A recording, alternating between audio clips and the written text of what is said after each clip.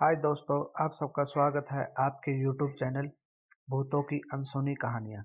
चलिए अब बढ़ते हैं आज की कहानी की ओर। आज जो ये मैं कहानी आपको बताने जा रहा हूँ ये है भूतिया अस्पताल।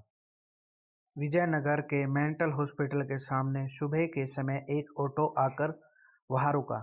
उसमें से रवि नाम का लड़का उतरा और अस्पताल के गार्ड को बुलाने लगा। कुछ देर तक जब वहाँ कोई नहीं आया तो रवि खुद ही गेट खोलकर अंदर आने जाने लगा। जैसे ही रवि ने गेट खोला, एक आदमी ने उससे पूछा कि तुम टीवी ठीक करते हो? रवि ने जवाब दिया, नहीं।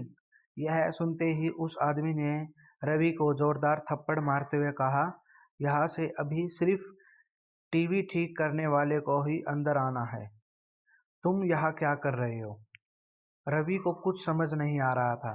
थप्पड़ थप्पड़ खाने के बाद उसका सिर भी चकराने लगा, लेकिन किसी तरह खुद को संभालते हुए रवि ने कहा कि मैं यहाँ नौकरी के लिए आया हूँ। तभी एक डॉक्टर और उसके साथ 4 कंपाउंडर भी उस गेट के पास पहुँच गए। उन्होंने थप्पड़ मारने वाले इंसान को पकड़ लिया और डॉक्टर के कंपाउंडर से कहा कि जाओ इसे ले जाकर ट्रीटमेंट की तैयारी करो, मैं जल्दी आता हूँ। कंपाउंडर के जाते ही पास खड़ा रवि डॉक्टर के पास गया और कहा कि आज इस अस्पताल में मेरा पहला दिन है। क्या आप मुझे बता सकते हैं कि डॉक्टर पाटिल कहाँ मिलेंगे? डॉक्टर ने जवाब देते हुए कहा कि पाटिल मैं हूँ।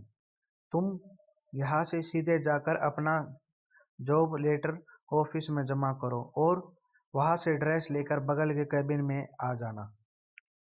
रवि थोड़ी ही देर में कंपाउंडर की वर्दी पहनकर डॉक्टर के कैबिन में पहुंच गया।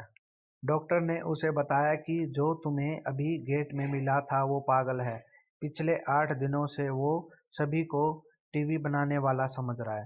फिर जब उसे पता चलता है कि वो टीवी बनाने वाला नहीं है तो गुस्से में थप्पड़ मार देता है। उसके बाद डॉक्टर ने अपने अस्पताल के रामाकांत कंपाउंडर को बुलाया और रवि का परिचय सबसे कराने के लिए कहा। रामाकांत ने कुछ ही देर में रवि से सबको मिलवा दिया और फिर उसे मरीज के कमरे में ले गया। वहाँ हर कोई कुछ न कुछ अजीब हरकत कर रहा था।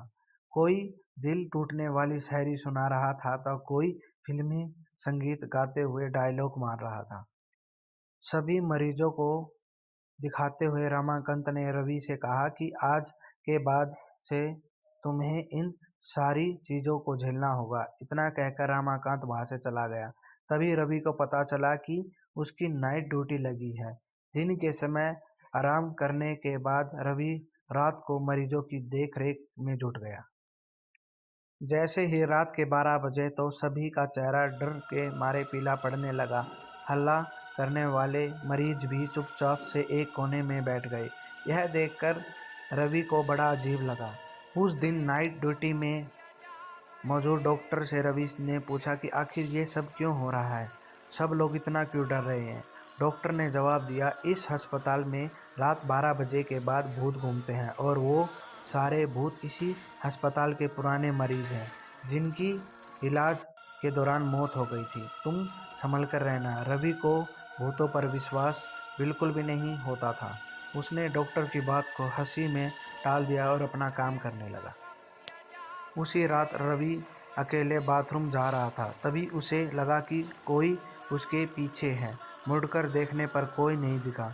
कुछ देर बाद उसे फिर एहसास हुआ कि रवि ने सोचा कि भूत की बात उसके दिमाग में घूम रही होगी, इसीलिए वह वहम हो रहा है। बाथरूम करके जब रवि बाहर आ रहा था तो उसे शीशे में लिखा हुआ दिखा कि आज तुम पागल हो जाओगे।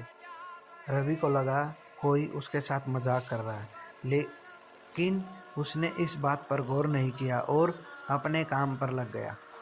कुछ देर बाद रवि को एक तेज चीख सुनाई देती है। वो दौड़ते हुए आवाज़ की ओर गया। जैसे ही रवि वहां पहुंचा तो एक पागल ने दरवाज़ा अंदर से बंद कर दिया और किसी तरह से रवि से उसे दर किसी तरह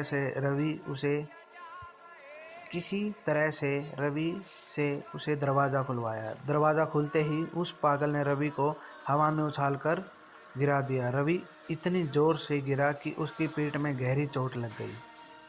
तभी एक जोर की हंसी रवि को सुनाई दी। वही पागल हंसते हुए बोला कि मैंने कहा था ना कि आज तुम पागल हो जाओगे। रवि ने गुस्से में झूलते हुए कहा, पागल आदमी, तूने ये क्या किया?